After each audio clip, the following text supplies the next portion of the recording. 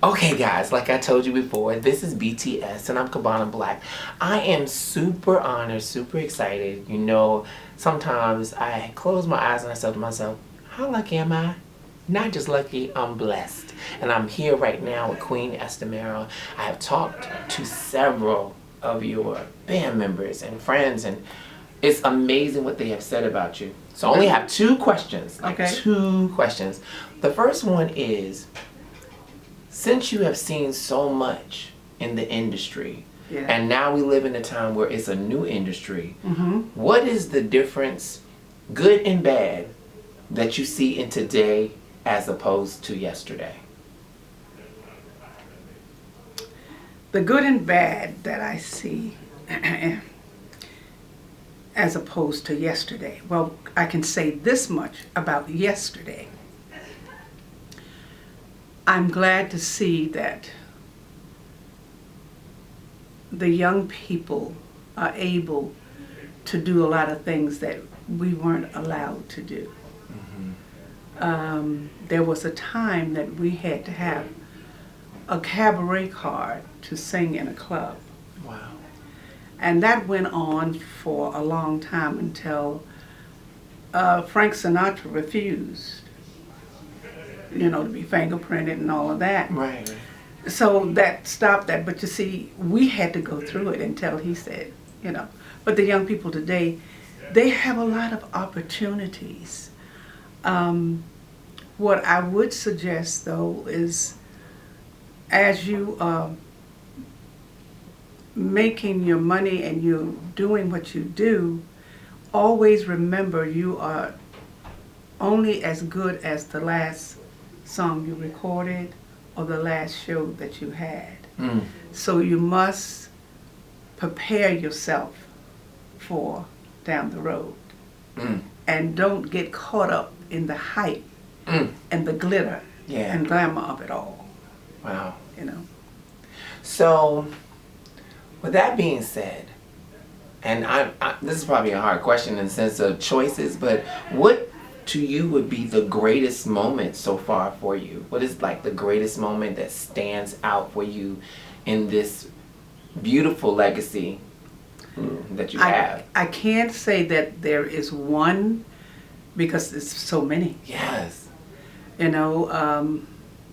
First of all, that I was given the opportunity to sing in front of Duke Ellington's band. Wow. And then later on to sing for my idol, Mahalia Jackson. Oh, that's amazing. I mean, she invited me to sing beside her. This, from a little girl, I loved her. That is amazing. And going on down the line, meeting and working with Dr. Martin Luther King.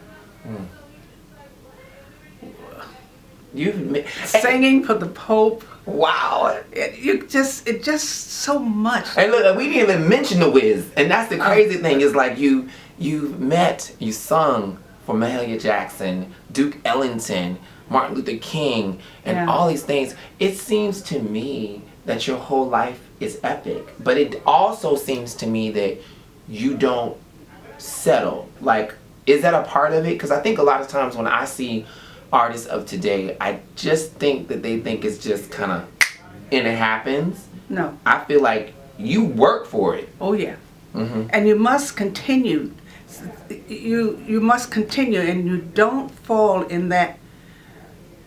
And I see it a lot of times, and I saw it even when I was coming up. When you get to a certain level in life, don't let it swell your head. Because see, we're climbing. And each step that you go higher and higher, just say, thank you, Lord. You open another door for me. Thank you, Lord. Not that, hey, I'm this, I'm that. I had someone tell me once, I'm a star. I'm not singing background for anybody anymore. I said, well, Jesus. Right. Jesus? So, you know, they had been singing background for me, so I took it as they were letting me know, you know, they were going to be singing background. So I just was very still and I watched, and I went on to sing, and they saw that I was doing something. So, well, why didn't you invite me to sing? I said, well, because I heard the statement. Right. I'm a star, and I'm not singing background for anybody. Right. And it wasn't said too nicely. I'm saying it really, you know. I know you keeping it cute. But see, you don't do things like that. Just be thankful. And you know, I am thankful. You know, thank you for the time that you took for me to ask these questions. But for me, I can finally say this in front of everybody, that I am thankful that you opened the door for me to be the Wiz. You opened the door for me to actually be myself. We'll get into that much later. That's too much of a story. But now I'm completely me. And because of that, you know, I think it's fabulous. And I love the show because, once again, it's behind the scenes. She said something about you. Rebecca, come on and dip your head on in here, because this is behind the scenes. She said something about you, and that shows the content of someone's character when they say something about someone else and then they end up saying it. Right. Boom. .com. You just gotta watch it to see what it is. But I just thank you for being you. I love your voice. It's, you know, your spirit is so contagious, so hypnotic. But your voice is complete magic to me and completely anointed. And I'm honored. And, you know, before I get a little, I'm about to get a little chick. I was about to, wait, you're not going to do that today. Or like almost, you know, we're going to speak another language and get this out of my face. We are BTS. This is amazing Queen Esther Marrow, the icon of the evening at Downey Groves Cultural Arts Center. And just tune into next time. Peace and a bye-bye. I love you. Thank you so much. I love you too. I love you too, girl. Oh, come